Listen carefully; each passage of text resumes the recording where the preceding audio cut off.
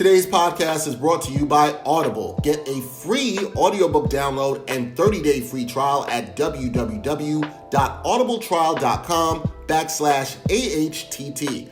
Over 180,000 titles to choose from for your iPhone, Android, Kindle, or MP3 player.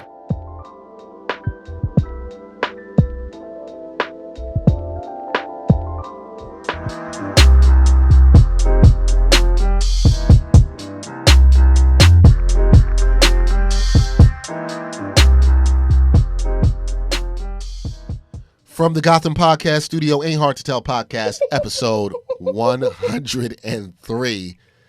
As soon as we turn the mics on, Ronald Jones got a rushing touchdown for my fantasy team. It's fantasy football championship weekend. I hope you don't win. You're gonna be No. See, here's the thing: we have to win. I won't even take that jokingly. Here's why. Who's we?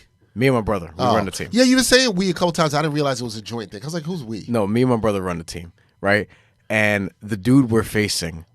Obviously, this will. Oh no! This won't be done by the time this episode comes out because Monday Night Football. We have Mike Boone, who's the running back for the Vikings because Dalvin Cook and Madison are hurt. Yep. So the dude who won, he's a 2-time reigning defending champion. He talks so much, and we need to shut him up. Too much for even my liking because I'm here for trash talk. I'm here for it, but so much so that I might have to do something in real life if I meet him. You know what I'm saying? Like, the thing you can do in real life is beat him. It's out of control. Yes, and that's what we're trying to do. So, Ronald Jones, shout out to you, getting us off on the right foot. Let's keep it going. And by the next podcast, this all could have gone horribly wrong.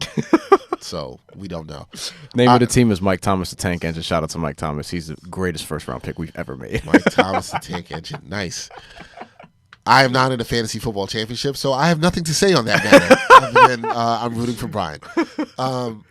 Please bear with me through this podcast. I have extremely horrible congestion. Been battling that for months now, so hopefully this weather will warm up and it'll be over this. But episode 103. It wasn't a touchdown. It was a long run. But still. So you got premature. We out here though. He's gonna score. We got it.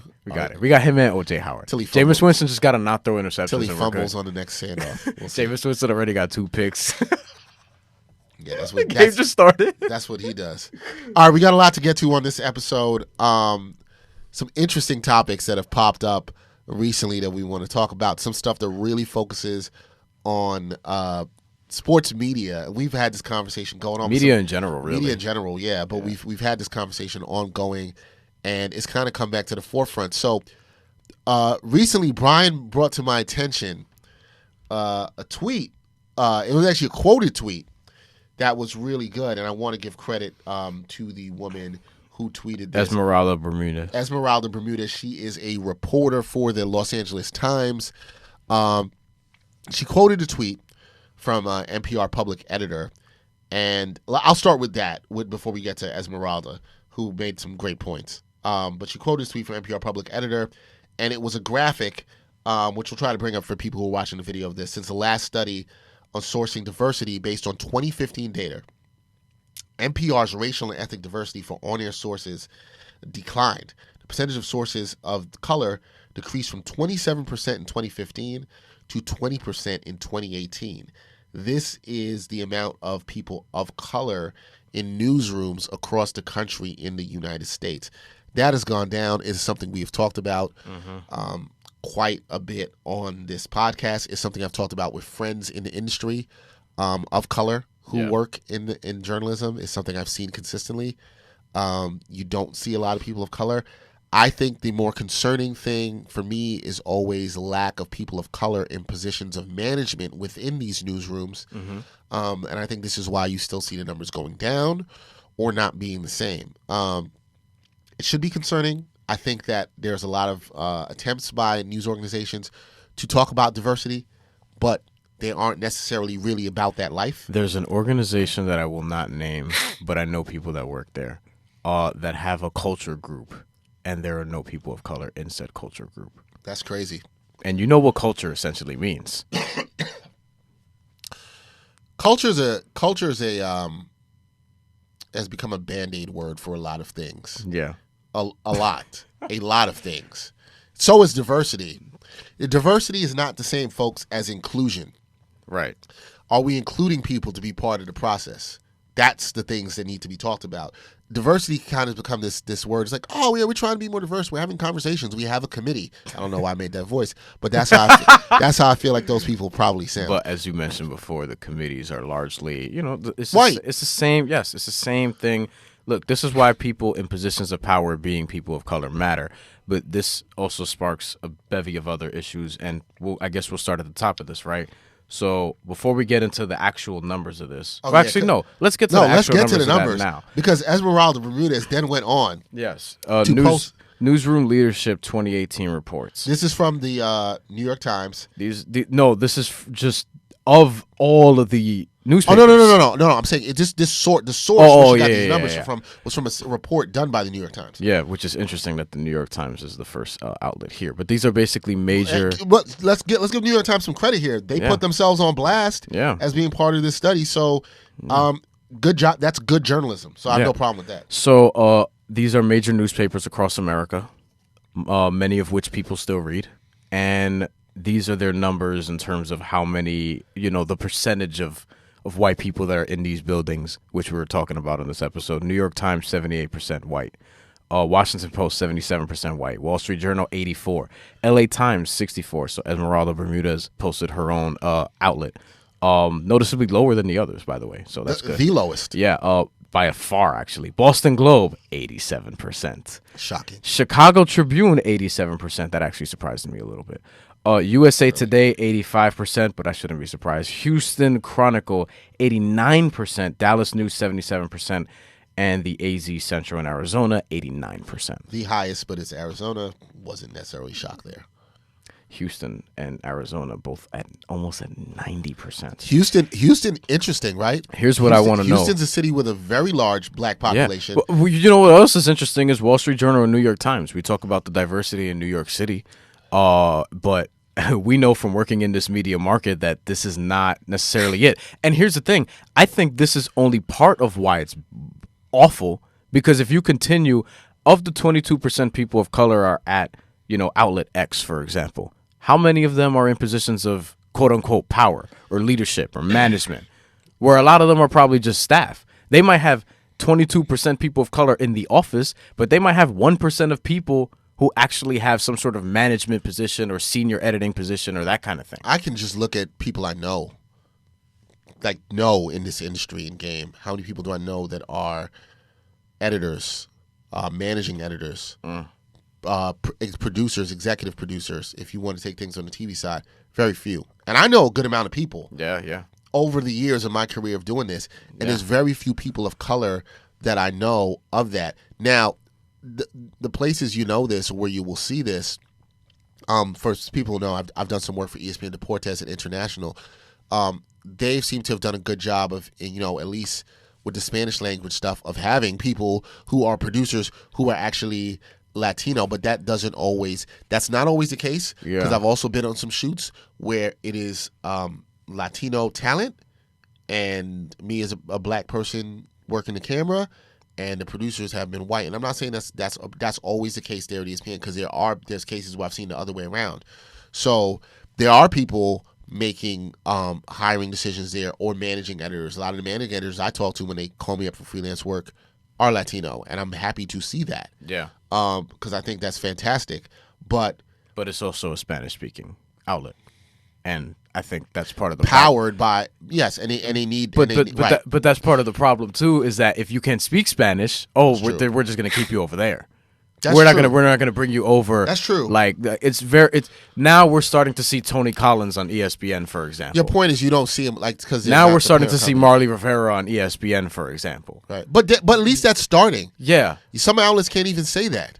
ESPN doesn't have. I do think ESPN deserves credit for that's what I'm saying. The stuff they've done. But what I'm saying is, it also took forever to get here, and this is the thing. See, here's something you got to learn real quick. Change is always slow, man. People want it to be quicker. It ain't going. Look, in this America, and this is something I'll say. Black folks, we've always known change here is always going to be slow. But is change happening? Because based on these numbers, it's a good question that we just pointed out, I mean, I would think that these numbers would be lower. I would like to think that. Well, then, okay. But then I myself, as well as you, have been in a lot of press rooms where we are outnumbered, which is basically all of them. I don't think, to answer your question directly, no, I think these numbers reflect that change is not happening. I think that it's actually gone the other way. And I think it's interesting if you look at the numbers, if we look back to the NPR stuff, okay? And that was based on from 2015 data and then looking to 2018. And percentage of sources of color decreasing from 27 to 20 tells you that it's going in the wrong way. Now, let's also be real, and I don't want to get too political, but I'm going to get some political on this. What's happened in that time? There's been a change in office that has reflected certain attitudes that have had certain people emboldened to do certain things. So when that stuff happens, these things have cause and effect. And so I don't think we should be surprised that when we've seen what's happening in our the highest office in this country with number 45, and the way he spewed certain ideas and empowered certain people to not care about diversity, to try to get their America back when it was not their America in the first place, because they stole it from the indigenous peoples of this land. Educate yourself. That's part of the problem. So how many of those people in power align with some of those ideals and don't necessarily care about people who look like you and me? I think some of that is happening. We have to look at what's happening in the times, reflects what's happening in our society, reflects what's happening in the newsrooms. It's always going to be a reflection of that. So unless you speak out of it like we're saying and saying, yo, that stuff is whack. Yeah. All of y'all buying into that stuff or the fake diversity stuff, but you're not talking about inclusion. I'm not here for talking about diversity. I'm here about talking about inclusion. When Marley Rivera gets on ESPN, when Tony Collins gets on ESPN, and you get to see them on ESPN proper and in different platforms, that's inclusion. Yeah. That's just not talking about diversity. Yeah. And that's inclusion. And by the way, they've earned that. You know what I mean? Like, if we can just strip this down to its most basic form, right? People, a lot of white people say this, their mission is to hire the best people, right? And a lot of times, that seems to be, as we've seen, 80% white in the company, 75% white in the company. I hate that statement. I hate it too, because basically what you're saying in code is you don't really care about inclusion like that, because you're trying to hire the best people, quote unquote, regardless of color. But that's not what you're really saying. What you're not acknowledging when you say that is you're not acknowledging history. So you're also not acknowledging that some of us are better than you guys at this. But here's the thing. If we're stripping it down to its most basic form and we're talking about employment, jobs, all that stuff, skill also matters. And skill matters, and opportunity to even have that skill matters. And that's the point I'm talking about with history. So if you look at a lot of minorities that have come in this country, you're now trying to infiltrate and get into places that have largely been white institutions. By the definition of the way things have been in America, there's almost no institution that you can argue that doesn't have a history of racism or level of racism to it because of the power structures that have been. So no matter what it is, I don't care if it comes to sports. We talk about looking at ownership in football. There's only one owner of color, and his values don't align with yours and mine. There's not even in the NBA. There's one minority owner. Yeah, and he's the greatest basketball player of ever all time. Like, so he had to look at the standard it had to get that right. Right, exactly. There's a clear economic and racial gap. To not acknowledge that and then say, hey, we're going to hire the best people ever, tells me you don't care about closing that gap. Right. Because if you care about closing that gap, what you're going to do is say, I want to hire the best people and have my company be the most inclusive place that it can, the most inclusive and talented place that it can be. Yes, people, and I'll say this, yes, to white people in position of power, you can do both. And that doesn't the two don't have to be mutually exclusive. You can do both. And that doesn't even include the places that, as we've talked about on this podcast, where a lot of the people of color you see are former athletes, especially black people. Right. A lot of the people you see are former athletes, not other people who have great insight, like they can put you on, Gerard on, Vinny Goodwill, Jamal Murphy, and other people that we know. Is there room for those people? There has to be room for those people. Because above all else, they're good at what they do. Right. Starting there. My thing, what I'll say to people in those positions, when you make the statement that we're just trying to hire the best people possible, there are ways to go out and find the best black talent, the best Latino talent, the best Asian talent. Okay? Yeah. There's National Association of Hispanic Journalists, there's National Association of Black Journalists. Which I still might join the NAHJ. Thinking about there's a National Association of Asian Journalists. So I think it's AAJ. there are ways you can go. If you want to find yourself and find those people, you can. We, as minorities, I'm speaking, have had to have our own organizations to uplift ourselves. We've had to create our own things, which I totally encourage everybody to do, to uplift each other and produce things out of our culture that matter. Don't give me the we're hiring the best people possible. What it tells me that when you say that, it says to me you don't want to address the racial inequalities that have existed within the industry. And you don't take it seriously. You just tell me, oh, well, it should be fair and we should hire. Yo, this is America, man. It ain't been like that. It ain't been fair for a lot of people for a long time. Right. Okay? It still ain't. And some of y'all don't even want certain people in here. Right. So that's the problem here. And let's get back to our girl Esmeralda Bermudez. And shout out to her for putting this on Twitter because she did a great job. Yeah. She wrote this. I'm gonna try to get her to call in so we. Yeah, can we want to talk. We would definitely want to get somebody on here to talk about this. Yeah. She said, and I love her bio. It says LA Times staff writer, storytelling about Latinos since 2003. That's right, sister. You write for your people. Right. This never stops feeling like a punch in the heart and the gut. Even though the most racially diverse spaces in the country, newsrooms are still 70 to 90% white. The bosses are nearly all white. The perspective is nearly all white. It's straight up dull and shameful. And the people in charge, quote unquote, don't see anything wrong with that, which is why, they're looking out for each other. They're looking out for each other, and they're going to keep themselves up there so then they can keep us away from there. And then the problem is when one of us breaks through, I could be the only one here because they're not going to hire anyone else who looks like me or speaks like me or whatever the case may be. So this is how they pit people of color against each other as well. And they're comfortable with it. She ended also down in the thread. She ends up, and for anybody who wants to look at this themselves, she also showed Politico and their staff. And I think in looking at their staff, I'm just doing a quick scan. They had all their pictures. There are two people of color, Asian woman who's the CFO, and what I'm assuming because of let's look at his skin tone, looks like a South Asian man who's a managing editor. And I knew a South Asian man in a college who had the same last name. So I'm assuming that, and I apologize if we're wrong on his culturist and ethnicity. Did we mention the other part? The NPR public editor also posted that the new on-air source, this is the name of the story, the new on-air source diversity data for NPR show much work ahead. And what they highlight is that basically the people on air, 83% of them are white, 8% black, 6% Latino, 6% Asian. I don't know where Native Americans fall under that. And also 67% male and 33% female. And that's another element of this as well. I agree. Yeah, it is. I thought Esmeralda also focused on her company, the LA Times. She said LA Times has seen an awesome rise in Asian representation. It's got a long way to go when it comes to hiring and promoting Latinos. The reason what I like that she did here too is she also looked at what you were talking about earlier, Brian, which is shouldn't your newsrooms reflect, especially these local papers, the kind of readership that they have around them? So she talked about the California Latino population, not LA, just California. Nearly 40% Latinos in California. There are places in California named San Jose, San Diego, San Francisco. You know what I'm saying? Right. Like, yeah. The LA we out there. The LA County. Now, whoever you've been, if I've been in LA, you see tons of Latinos. LA County Latino population 50%. So potentially 50%. I don't know how that translates to the readership for the LA Times. I'm not sure. Like, I don't know if all Latinos out there are really reading the LA Times. I'm not I sure, would think a good amount of them are. Yeah. But I don't know that, right?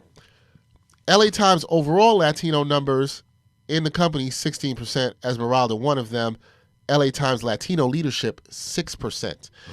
The question, the thing that she brings up, I think, is can you increase those numbers to reflect the population when there are such a small amount of Latinos in positions to hire people? For people, our listeners out there who might get a little defensive about this, what we are not saying is just because there are black and Latino leadership people in there or Asian, that they're going to say, oh, man, you know what? We're going to try to hook up and bring some other Latinos or Asians or black people along. What we're saying is they might have a little bit more sensibilities about trying to diversify the newsroom. So if there is a highly qualified Asian candidate or Latino candidate or black candidate, and they realize it might speak to a certain segment of the audience, they might be more inclined to give that person a chance instead of the way the power structure has been and just hiring people that look like them. And then there's also the other news of a certain company that I kind of alluded to before. What they also did recently was slash their social media staff. And of the 5 people they let go of, 3 of them were Latino. 3 of them were minorities, I should say. Yes. 1 of them was Latino. 1 of them had a specifically Latino position that was meant to be bilingual. And they didn't see the value in that. So then there's that happening as well. Which was interesting because I'm not going to mention. We're not going to mention the company or nope. how we know this. But if you follow me and you know this person, which you probably do if you follow me, it's not hard to find. You'll figure it out. It's not hard to find. You'll figure it out. But what I will say is it's interesting they did that, considering what the company does serves a significant, in my opinion, and she population of listens to this show, so she'll know that we're talking yes. about her. Shout out to her. We love her. We do, and stay strong, sister. Yeah. This company that she worked for served Latino population, I think, in a major way. So to be undervalued by that, and I told her this, it's concerning. Yes. Just that they didn't see the value in that. That is concerning. Yes. And the culture group with all white people was told to me by someone in there, one of their 2 black people in that office. So. Yeah. Interesting. But this is what I'm saying. It's like this is what people don't understand, and we're also not going to get anywhere if white people don't start like speaking up about this too. Like if they're not going to care about it, then we're only going to get but so far, and then we have to create our own opportunities. And this is how a long time ago BET becomes a thing, and remember the pushback for that when that was being created. Even people now will say, "Oh, why is there BET? You know, why is there a whole black sort of television channel?" I don't even care to engage to answer people that question. Like it's or break it down for them. If you ask me that question, you are the problem. Right. I don't have anything to say to you. Exactly. Honestly. But I'm saying like this is only going to get but so far if people who are in these positions right now don't see the value in diversity and inclusion. And if they don't, then we're just going to keep fighting each other. What I'll say to that is it's only going to get so far with the way the structure is right now in maybe we as minorities feeling that we're dependent on being in these spaces. Maybe if more of us decided to create more together, not felt so dependent on being in those spaces. Hi guys. It might be interesting in what you can create. Yeah. And I'm not saying everything has to blow up, but I think there needs to be more things like BET and Univision, because if you don't see the hope in these spaces, then you just have to empower your own. Yeah. Because eventually what works here is, and what I think white people and people known in capitalism for all time, if you're making money over there, even if it's by yourself, they'll want to come in and get a piece of that. They always have. They always will. Yeah. You should be wary of that. Yeah. But they always have and they always will. And so sometimes I think the good things in journalism is you don't always need these institutions as much as people may like to seem. And maybe we are valuing these institutions way too highly.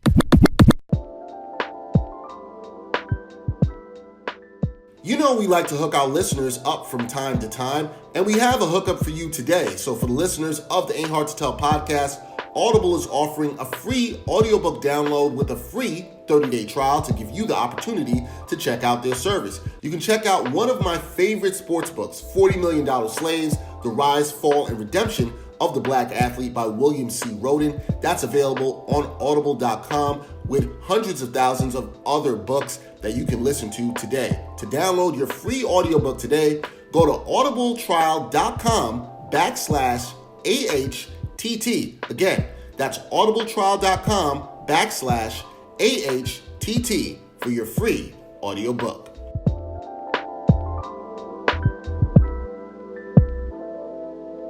We're going to transition to our next topic. More controversy. Which is a little more controversy, but maybe sometimes knowing, we spoke about this in the podcast. What's one thing we always say? Got to know your worth, right? Yes. Yeah. Got to know your worth. Yeah. This was something that Brian sent to me again. Brian's always, now it sounds like Brian's looking for this stuff. And he's not, because he just came across it. Look, I just be on my phone. I just be paying attention. And it's funny because I've had some job interviews lately.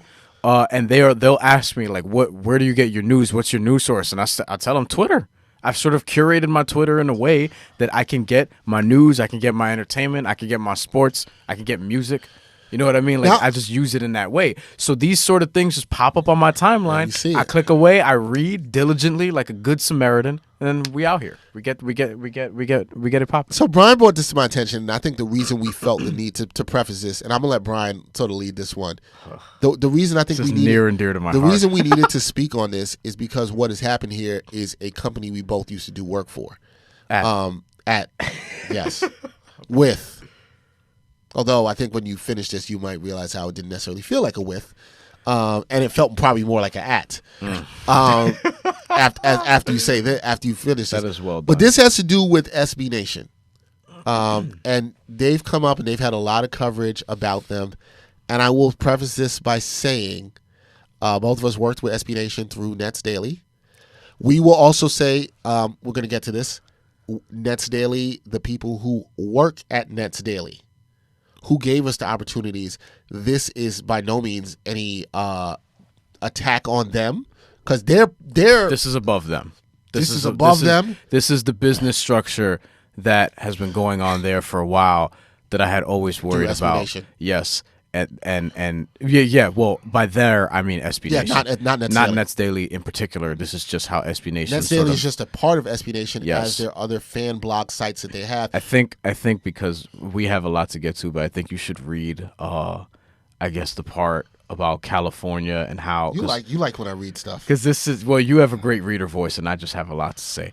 But basically, in short, what we'll say is that SB Nation basically slashed their California part of their business, their SB Nation team sites, Okay, you want me to without them knowing. I should also say, Golden State of Mind, and I'm forgetting the name, Sacktown Royalty. Like, a lot of these bloggers got let go. So I'm reading this from a friend of the podcast, former SB Nation collaborated with us and NetsDaily, Tom Lorenzo. Oh, And okay. I'm going to read this part of it from because Tom wrote it in his article. Yes. But and we're going to mention Tom because Tom did the right thing. Well, by the way, I was glad he did that, because you can't.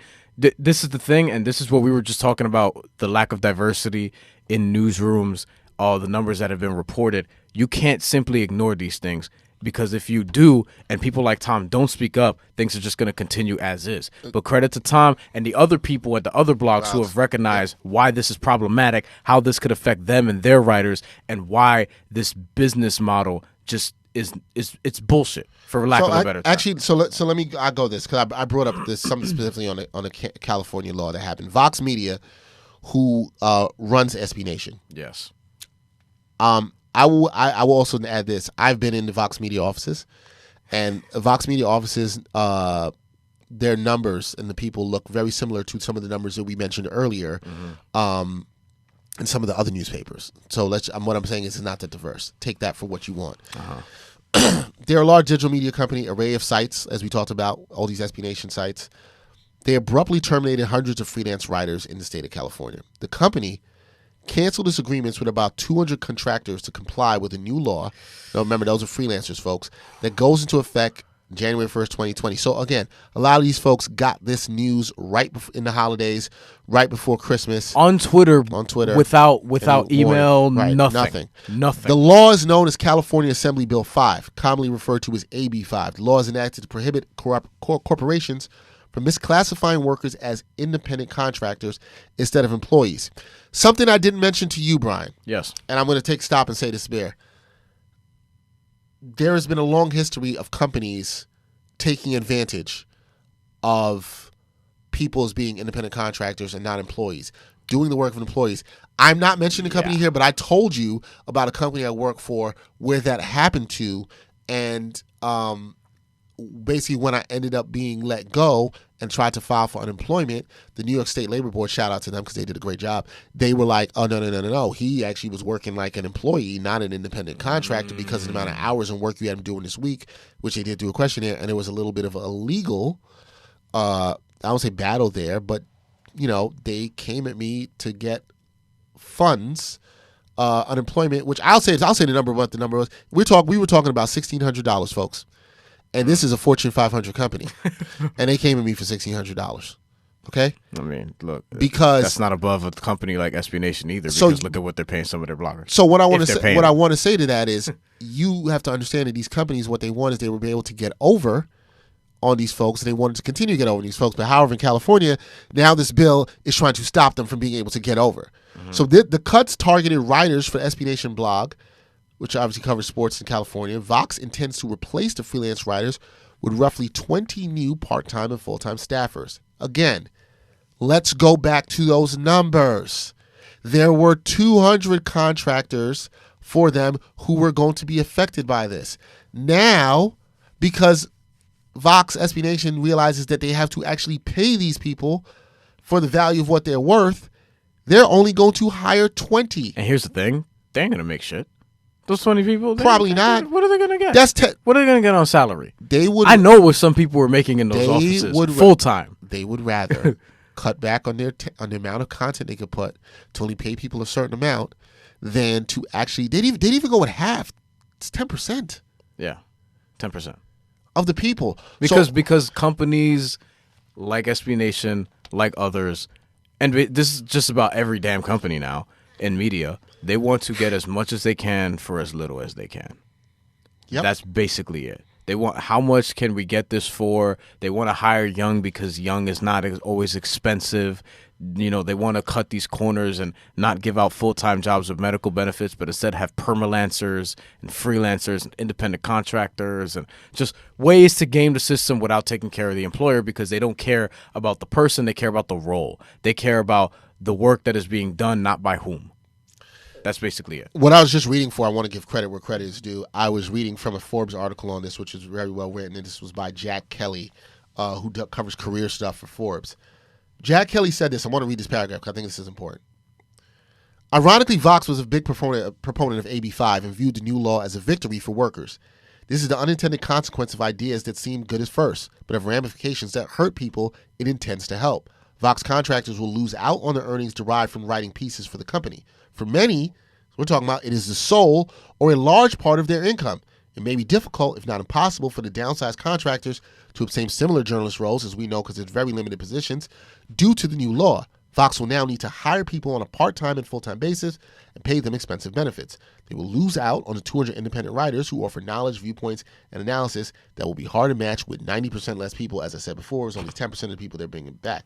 In a blog post entitled, "California's Terrible AB5 Came for Me Today, and I'm Devastated," Rebecca Lawson, the editor-in-chief of Mavs Moneyball, lamented, and she said, quote, "As with many of my colleagues today, because I live in California, I was just told that I can no longer hold a paid position with SB Nation. This means I'll be forced to step down as editor-in-chief of Mavs Moneyball on March 31st. I feel for that woman. She was able to do a job remotely and edit a site and work because she lives in California.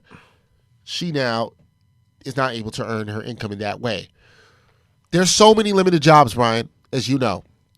I'm trying to get some. And now. what I think you were trying to hit upon is that because of the limitation of those jobs, these companies have kind of preyed upon that for people to get said opportunities. There's a reason why most of the bloggers at SB Nation are around my age or younger. Yep. Because in a lot of places in general, like, you know, how many times you look up and you see like unpaid interns at big companies, and everyone's just trying to get as much as they can for as little as they can. In a place like SB Nation, I have reservations about this from the jump. I understood the angle of exposure. I understood the lack of money. In fact, I didn't even make any money the first year that I was there covering the Nets. And then the second year, beginning of the second year, all right, so let me get into this from a personal standpoint a little bit. 2016, I started writing there at NetsDaily, right? That first year where I was going to a lot of practices and I went to some games, but mostly practices, and I was covering the team basically as a beat reporter because I was there a lot. I was there basically all the time, around my St. Francis schedule, around my schedule doing a bunch of other stuff, writing, freelancing at the newspaper. So just balancing all that stuff, not getting paid anything for that entire first season. I didn't get anything until September of 2017. So we're talking about 16 months approximately after I first wrote a story there at NetsDaily, right? So it took almost a year and a half to see a few $100s that first time, a stipend. And when I got that stipend, this is when SB Nation implemented a quota in their contracts. Mind you, let me tell you what my contract entailed, right?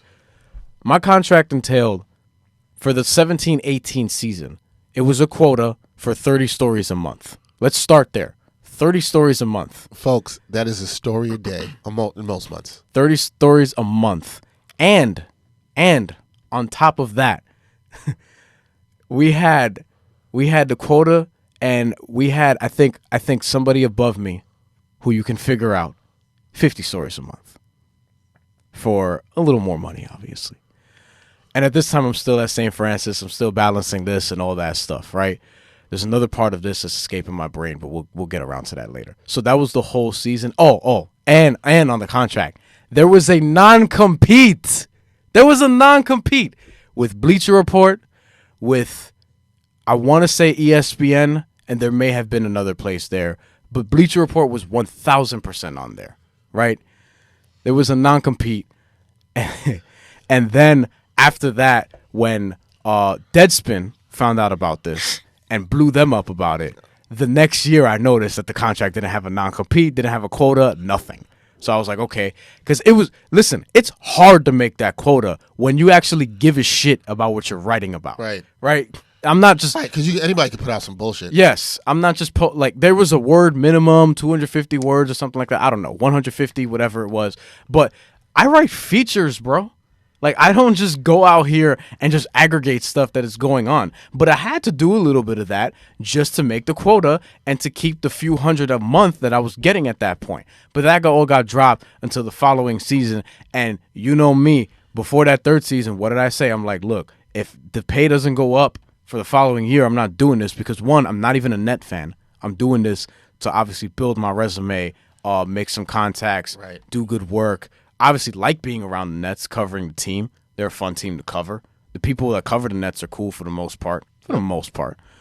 But all that was going on. And then 2018-19, that was when the quota dropped. And that was when I was able to basically, just have a little bit more of a relaxed situation covering the team, though I was still there all the time.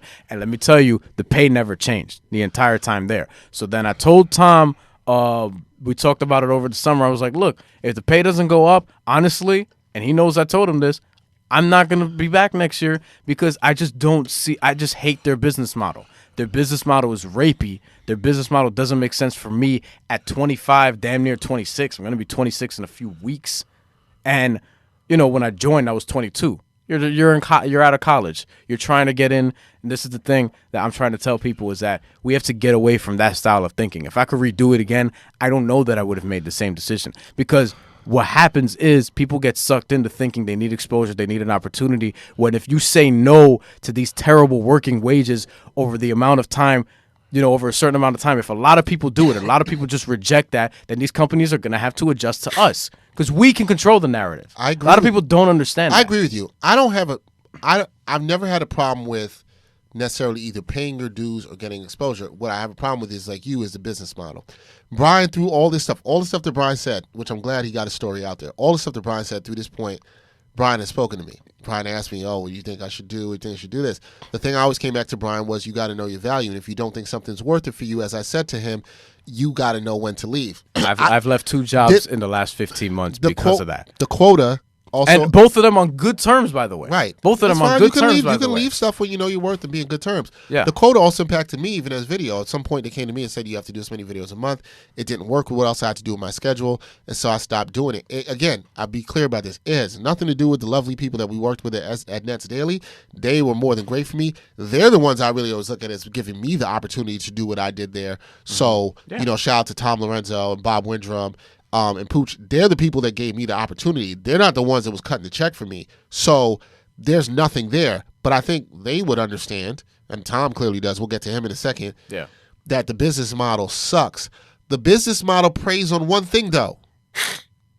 Everybody is not thinking the way that you are. The problem with the way things work in just capitalism is that, and just in our American society of work, people are always going to go in the fact that if you don't want to do it, you don't want to come here and get this limited amount of funds, somebody else will be desperate enough to do it. And that's the problem. And the thing in this social media age, even more so, it increases the level of that because people know they can get some sort of visibility, and you can. Bryan, I don't think, is going to be disingenuous and say that NetsDaily did not do anything for him in covering the Nets in his career. It did. It did give him a certain level of visibility and people seeing him following the team and people doing that, even though he's much more than that. But so did MSG and Backpack Broadcasting and the newspaper. Yeah, but there are ways for side hustle. And you know what I'm saying? There are ways for people to do these things as companies and value the people at the same time and not take advantage of them. So let's call it out for what it is. Mm-hmm. SB Nation, Vox Media, and the stuff they did are absolutely taking advantage of people. They're trying to. They're not different than most other companies. I was going to say they're not the only ones, by the way. I understand. And there are going to be people going to push back on this. I understand business. I understand that business is about trying to get the most you can out of workers for the least that you can pay them, right? Until you feel like you have to show them to the value. At least in this capitalistic society we've been in, it doesn't mean that you have to take so much of an advantage. I think there's a point where people understand that. I work for somebody. They still trying to turn a profit. It's not just all paying me. They're only going to pay me what they value me. But when it's clear that in these situations where you're getting so much content, it's so much work, and you're not willing to pay people standard living wages. You're not willing to give them benefits and things like that. You want to skate around that just because you think they're so desperate for the opportunities. Mm-hmm. That's part of the other point I was making in the last segment we talked about, which is maybe it's time for us to wake up and band together just as a people and create your own stuff where you can do stuff for yourself instead of being so dependent on these folks. If they feel they have the upper hand, this is what they're going to do. I'm glad people have called him out.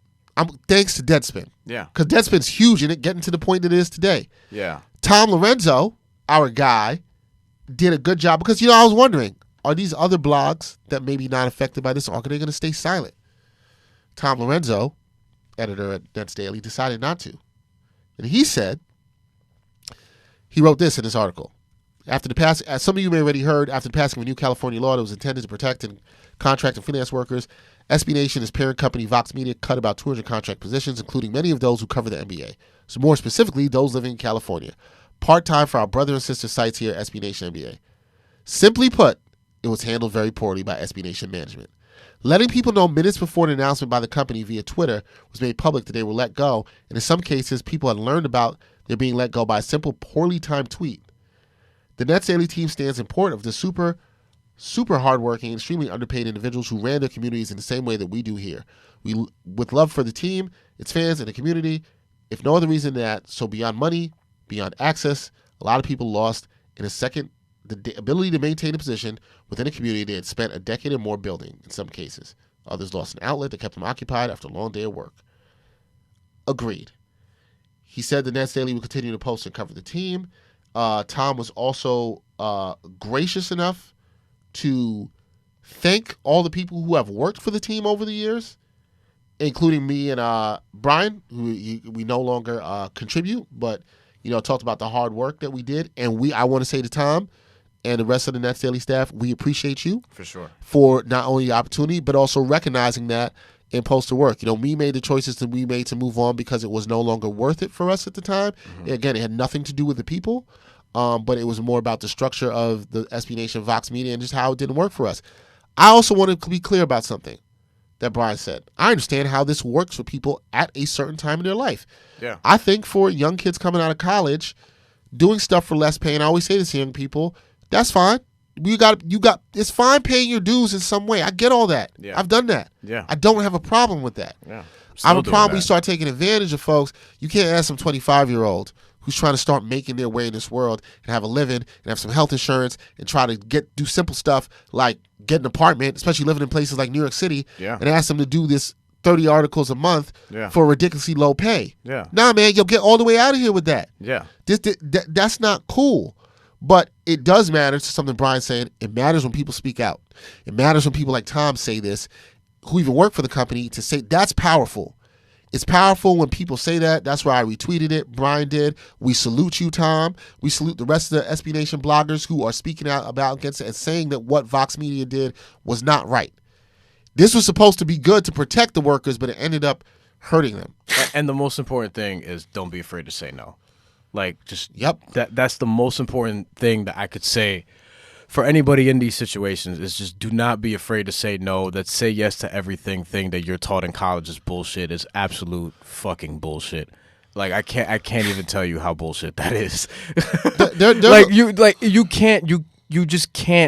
You can't say yes to everything because then you're hurting your value at the end of the day. At some point, there are certain things. Yes, there are certain things that are just going to hurt your value, and that being chief among them is just don't say yes to everything.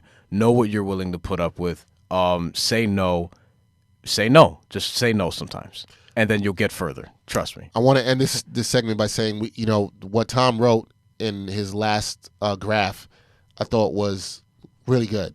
He said, we call on SB Nation to an open and honest dialogue with us and our communities about these changes and give us a greater voice in any future decisions affecting the heart of our work and communities. We deserve at least that, and frankly, we deserve a lot more. I would endorse more of the SB Nation blocks breaking away and going independently, but I understand how much harder that can make it for certain things because you would have to do so much more just keeping the website afloat and things of that nature, and it is putting some money in some people's pockets. But look, I think at the end of the day, controlling what you can control as much as you can, it just works out better.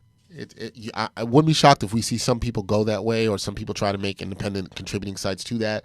But I hope that they can listen to what Tom said and they can have an honest dialogue and give the people a greater voice in that. Because what I think happens, and I think what the shift is coming, is you got to have stronger workspaces where there is open dialogue, because when you have workspaces where there isn't open and honest dialogue, it doesn't create for good work environments. And one thing I am hopeful for the future, people ain't here for that.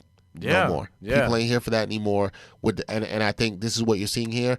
And, I think if people can, this is not rise up and fight the system, but what we're asking for is to have open you can do that. dialogue. You can do that. But what I'm saying is, it don't even have to be all that. It could be just, have some honest conversations and be mature as business owners, open enough to do that. If you can do that, then I think it can actually be okay. I posted on my Instagram this morning when I woke up because I was thinking about this, and I posted it on my story. I said, if we accept standard practices, things will never change. Speaking out and acting accordingly is important. I hated the structure, as I talked about. I hated the structure up top and left, and I'm doing just fine. The industry doesn't change unless we do. That's the most important thing, because we can change that. I am not the biggest college football fan. I'm not anti-college football. It's just not something I get into. I don't spend my Saturdays watching heavily college football. I do check in from time to time, like to see certain players and what's going on and whatnot. I did happen to be watching this game, though. I never watched this game. For some reason, my TV was just on that channel, and I was working out at the crib, and I just didn't change it because I ordered some stuff to the crib, and I just left it on. But I didn't see this, because I had tuned in at a different point of the game. I didn't watch this game. The game we're talking about is one of people's big games, the Army-Navy game. America loves this game. They love this America loves this game. Oh, the annual military ad of college football. I mean, that's what it is. Yeah. In this game, this was during college game day on ESPN. They're filming it, so Reese Davis is there. I actually met Reese Davis this year. I actually met him when I went to do the LSU story for AccuWeather. Was he cool? He was super cool. Chat up with him for a bit. That's good to know. He seems like a cool really dude. Nice guy. I was chatting him up for a bit, asking what he was doing. This was like before the season started. Was a really nice guy, and he thought my piece was interesting that I did. You can check that out. AccuWeather.com. LSU piece. That's one of your best ones. Thank you. I think that's one of your best. That's my best of the year. That's one of my favorite Dexter AccuWeather stories. Yeah, it was really good. It's probably my favorite, actually. So he's Reese Davis is doing a stand up. He's on camera. There's some cadets and midshipmen behind him, and they were making a hand gesture that kind of looks like what you do when you say something is okay. I'm going to pull this up to the camera so you can see, because I'm doing it in the okay way. Yeah. But when it's held a certain way, that is known to be a symbolism of white supremacy. And there have been people who've had this gesture out. Some other people say that this is known as the circle game. For folks who don't know, the circle game is, and I want to be clear, this is as Bomani Jones likes to call it, this is the example of two Americas right here. Because there's a game that's done a different way by minorities that isn't done by white people. You hold it like this. For people looking at the camera, there's a thing that minorities will do where you put all your fingertips together into like a bowl. And is that accurate? Yeah, it's kind of accurate. Yeah. Like a bowl, kind of put together. It's almost if you're giving something to someone. Yes, all your fingertips are touching. It's almost like people do this in church. Yeah. And Italians do it also. Shout out to Mike when Scotto. they talk. Scotto would agree with us. And you show it, so you try to get somebody to look at it in a place generally that is inappropriate. So you're trying to put like below your waist, someplace stupid they would look. Yeah. And then when they look, you get to hit them because You gotta punch them. Yeah. You got to punch them. Yeah, and sometimes you have to get them to break the dam when you put your two index fingers pointed at each other like this. And you count 1, 2, 3, and once they cut it off at whatever point, so if you get to 3 and they like break it, then you get to punch them 3 times. I did not know that was that a one. variation of that Okay. one. So there's that one, and there's the other one where you put your palm out, facing up like this. I don't know if you guys can see this, but put your palm out and then your finger on top of your palm, your index finger on top of your palm. That's the one that goes like this. Yeah, I didn't know about that. But anyway, yeah. So People listening are like, what are they doing? we're trying to explain to y'all what the two Americans are. You can look at the YouTube video for. Yeah. So the circle game is sort of like what we said, where you pull the fingers together, but you hold up the OK sign, except in a certain way you try to get somebody to do the same thing. You have the opportunity to punch them. This video came out where it appeared these young men were doing this sign, and there was a lot of stuff about it. People jumped on it and was like, yo, what are they doing? This is a sign of white supremacy, and they're showing it on TV, and these people are supposed to be representing the country. I do wonder how that became a symbol for white supremacy. That I don't know, the background of that. I don't know, but I know that it is. Yeah, right. And so I saw this and I was really upset. What I didn't understand through the middle of the week was how this happened, and like nobody from the armed forces spoke on this. Yeah. That's what shocked me. Like them of all people. You would think they would be like, we don't want anybody to associate this, especially when so many young Black and Latino people use the Army as a way to sometimes get out of their hoods. One of the Navy's best players, Keenan Reynolds, just left there like a year and or Navy, two excuse ago. me, and Air Force, and I don't mean to just become in the Army. Yeah, but Marines. Keenan Reynolds was one of the best quarterbacks that they've had recently, and he was like a Heisman Trophy candidate, and he was obviously Black. And yeah, Keenan kind of gave that away. Yeah. What I noticed on Twitter, and I watched a lot of people do this, was try to say that, hey, this is not racist. This is the circle game. These kids were just playing around. To which I didn't understand, because if you understood what we broke down about how the circle game or all your fingers touching together game works, the whole thing about it is you got to get the person to look somewhere, and then because they look somewhere inappropriate, the whole joke is that, and then you have the opportunity to hit them. If you were showing, even if I did this to the TV, I'm holding up the all fingers touching sign because I'm not doing that other sign. Even if I do that, doing it to the camera is stupid. Because am I then now going to hit all the people that are home watching? Yeah, it's only funny. It only would have been funny if they did the all fingers touching each other the regular the other way. sign to another guy. If they did that to somebody else, and then the other guy looks, and then you see him punch him right on camera. That actually would have been really funny. But that's not far from what happened. What happened? They showed the sign below the waist to the camera. Clearly, we're holding it up to the camera. Yeah, they were clearly intending. So it was just college kids being stupid. That kind of. So thing. my thing is, I don't doubt, just being Black in America, I don't doubt that they didn't know there was a racist history behind that, because this is the same thing people try to. Yeah, but then people why try else? to do Exactly. People Why else try would to you do it? And that community and what they do in that college setting, they try to do the same stuff with blackface and all this other stuff, and then act like it's not a joke. Shout out to Kim Kardashian.